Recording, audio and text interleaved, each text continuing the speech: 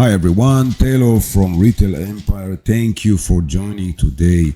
Today we're going to talk about Barnes and Noble's purchase order. How does it look like from the inside? How is the communication with the buyer? What do they expect from you, the vendor, when it comes to a purchase order? How many stores actually there are for Barnes and Nobles? Well, they have approximately 600 stores. And today I have seen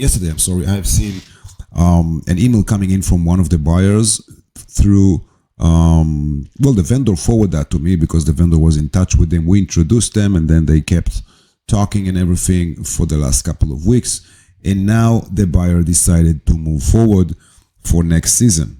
Okay, this is exactly January, February, March, April. These are the exact best periods to offer your products to retailers because this is when they have their selection in front of them and they choose what are they bringing into the stores. Opening sign, and here we start.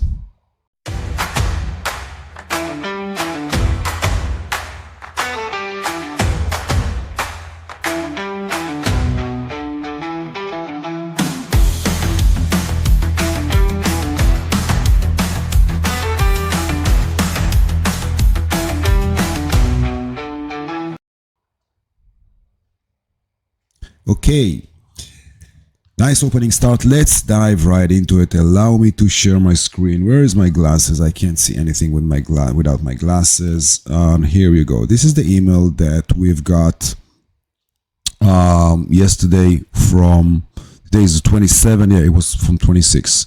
That was from the buyer. Great news. The item below have been selected for our fall 2025 planogram. Approximate number of stores noted. Now, pause. I go downstairs and I look at the number of stores that they want to enter the product to, and that's counting 550. Okay, very nice. 550 stores, and I'll talk about the quantity, but just a second. Please note, new items set up by March 7. POs can be followed. Okay, so we need to set up the item, not only to be set up as a vendor, but also to set up the item. Setting up the item, and I'll make all this text here a bit more easy for you because nobody wants to listen to all the details, right? All they're asking here is proper images. Excuse me. Proper images means they have specific resolution which they want you to use, and they want a specific quality, and then they're also asking to rename all the files like the JPEG or whatever format you're using, to rename it to the UPC number. Okay, you always need to use UPC when it comes to retailers. You cannot run away with that. There's no other way to do it. No, you cannot use FNSKU, which is the Amazon barcode. You can simply stick a UPC barcode on top of it if that's the only barcode you have on the product. And I've seen a lot of most of the warehouses, if not all of them, can easily do that. Another thing they are asking here is basically timeline, which means they want to know that everything's going to be in time, in place. Otherwise, obviously, they need to choose other suppliers. And if they choose you, you better make it work for them. Now, going back to the file here, I can show you something interesting. They are saying approximately, just right here, lay-in order will be 3 times number of stores. That doesn't make sense for me. It looks very strange because 550 by 3 is only about 1,650 units if I am calculating properly, and this is a very small quantity. Okay, to my understanding, 550 stores would need probably at the minimum 1 dozen per store. Let's say that for whatever reason they don't want to take a dozen, they would take half a dozen. But still, half a dozen, is double than what they're saying here.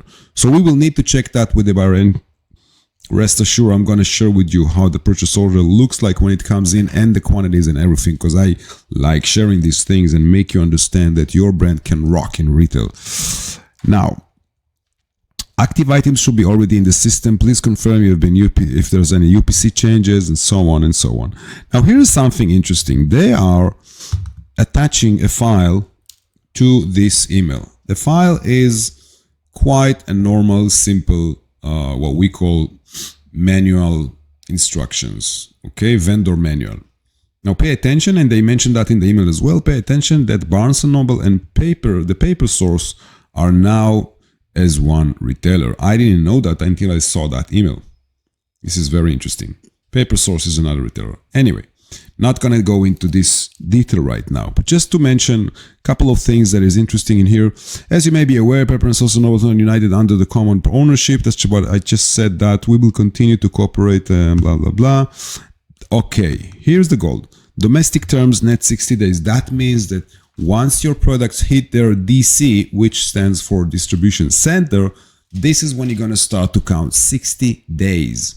60 days until you get what? The payment, for sure. Early payment allowances of 2% may be considered, but is not guaranteed. Okay, so if you want to get earlier payment, you might consider giving them 2% discount from the wholesale price against shorter domestic term. That means, and I've seen that with a lot of retailers, that you give them a certain discount and they pay you faster, which means probably within 20 days, 15 days, or even 30. It depends how strong you negotiate with them and how at all you have any legitimacy to negotiate with them. Now, inventory requirement is very simple. Special inventory manager, they always like to do those capitals, SIM. Who would know what is SIM? Specialty inventory management. Place orders and active SKU to ensure that there's sufficient stock. They want to make sure that you have the inventory, that you are committed. They just don't want to be in a place where they're getting too closer to the time when they need to pull the goods from the DC, again, distribution center, and they are looking at it and saying, oh, we are short a couple of thousands of units. No, they won't get to that point. They want you to be in charge of this and to make sure that you're going to have everything that at stake. Now, one painful... Sorry to interrupt you in the middle of the video. If you like what I'm sharing here, please smash that like button, subscribe to my channel, and hit that bell notification. Cheers. Everything that at stake. Now, one painful thing that you need to keep in mind, as you can see here, it's talking about vendor must pay 35 cent and 35 cent again. Now, this is not something that you would usually pay unless you have issues. And this is what we call in retail chargebacks, which is a good idea when I think about it. Maybe I should make one video about chargebacks. Nobody wants to hear about chargebacks, but this is, kind of the things that have to be said. You have to know what you're doing when it comes to retail. Anyway, if an item arrives to the DC with incorrect retail price, vendor must pay 35 cents per unit to apply the correct price sticker. Now, think about whatever, 10,000 pieces. You ship them to the warehouse with the wrong price. That's going to cost you $3,500 of a penalty, a chargeback. You don't want that to happen, right? And it's a very, basic thing to avoid and to make sure that it would not happen. Now, another vendor marketing program.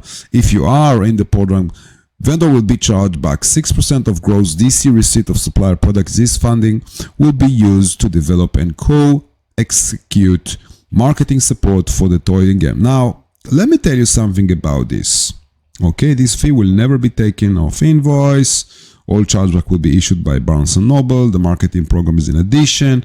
There are a couple of things here you need to understand. By the way, purchase earned Barnes & Noble 65% gross margin or higher. There's a lot of terms here that you need to understand, but marketing program is not a compulsory. It's not something that you have to do. You can do it if you want, but you don't have to. This is 100% something that is up to you if you want to participate in that or not. Most cases, there are no marketing programs, but when you do have them on the table, they would expect you to use that whatever percent, in this case 6%, percentage of the price, wholesale price, not retail, doesn't make sense. A percentage of the price for marketing. Why for marketing? Because buyers believe, and they are probably right about it, that any social media or marketing that you're doing for your brand is going to drive traffic to their stores as well. Of course, that it's going to be driving traffic as well because you're going to mention that it's now available at Barnes & Noble, so whatever you choose to do with your marketing. I need my coffee. Anyway, going back to that file, Stay with me, it's not gonna take that long. Where's the file? This is the email. Here you go. When the vendor funds fixture, charges back resume. So it's all about, making sure that you know what you're heading to. But again, marketing, by the way, marketing program is not a compulsory. And I would be very surprised if they force all their vendors to do so. Last time I worked with Barnes & Noble was a couple of years ago, and that's why I'm not up to date. And that's why we're always not only talking and teaching about retail, but also doing the actual thing. Because otherwise I would be sitting here and talking about history, which is not something that I want. I really like history. It's amazing. And I do listen to a lot of history podcasts, but not when it comes to business. When it comes to business, you have to be not only updated, but also forecasting what is coming up soon. We all know why, right? I mean, think about stock marketing. If you don't know that MicroStrategies is going to release their report in a certain date, you won't know probably when is the best time to buy or sell or both, right? So it's the same thing with retail. You have to be up to date. You have to know what you're doing. I'll tell you a quick story about it later on. Anyway, Barnes & Noble's updated vendor operational guidelines. This is all, how to say gently in French, crap. Okay, guidelines, sources, you can go here, you can go there, how to pack, how to do that. You basically don't want to deal with packaging and all these logistic parts. You want to give it to your warehouse, tell them, here are the points, make sure you follow them, it's your responsibility. And I don't think they will let you down, because everything here is pretty basic and easy. Unlike companies like Costco, that when it comes to packaging, you will need to hire a very professional company to do it, because Costco is only doing palletized items.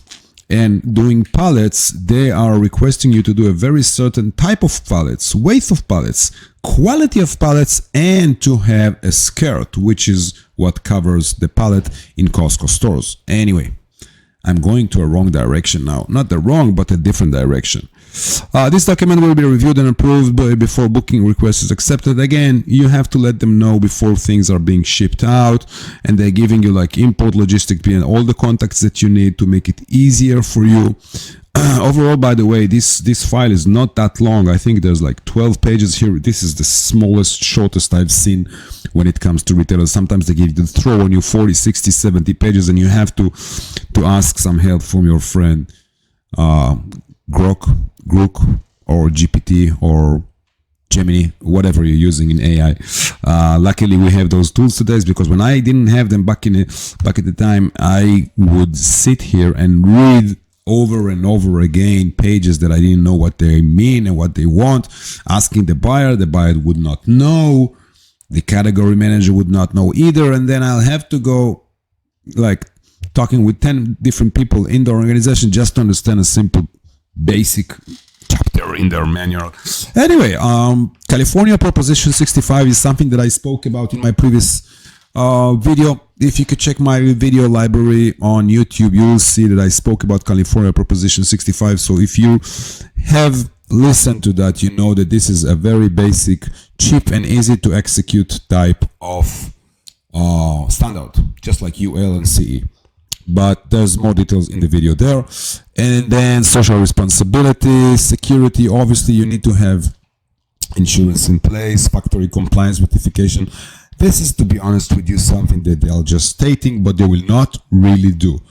And they will not really do because very few, if at all, companies are doing testing. I'm sorry, not testing, factory compliance on the ground, meaning in China or India or wherever you produce.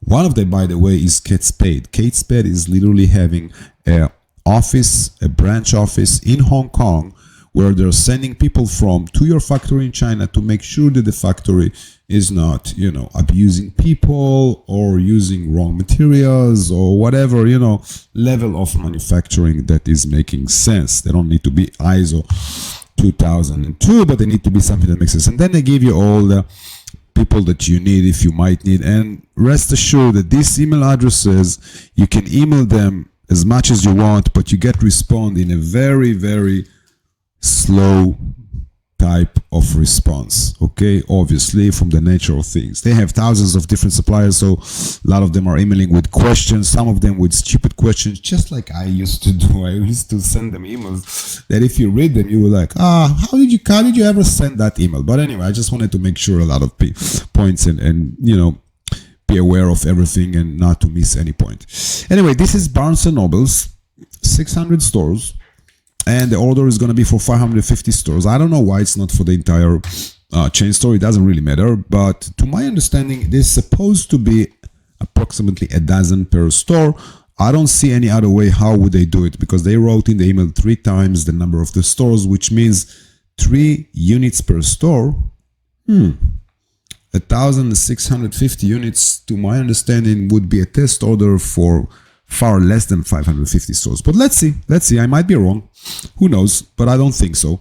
Anyway, thank you so much for listening. I hope you're enjoying this content. I do have plans, if you listen to my previous YouTube, plans to review, and I already did one review brands for retail. That means that you can send the brand link to me, to my email, and I will send you back a review. Now, my intention is to make the reviews on YouTube public so that people can learn from that. But if you are not comfortable with such an exposure, you can ask me unlisted. And unlisted means that I'm going to send you a YouTube link that only person with the link could see. It will not be showing anywhere else, and it will not be available for the public in my channel.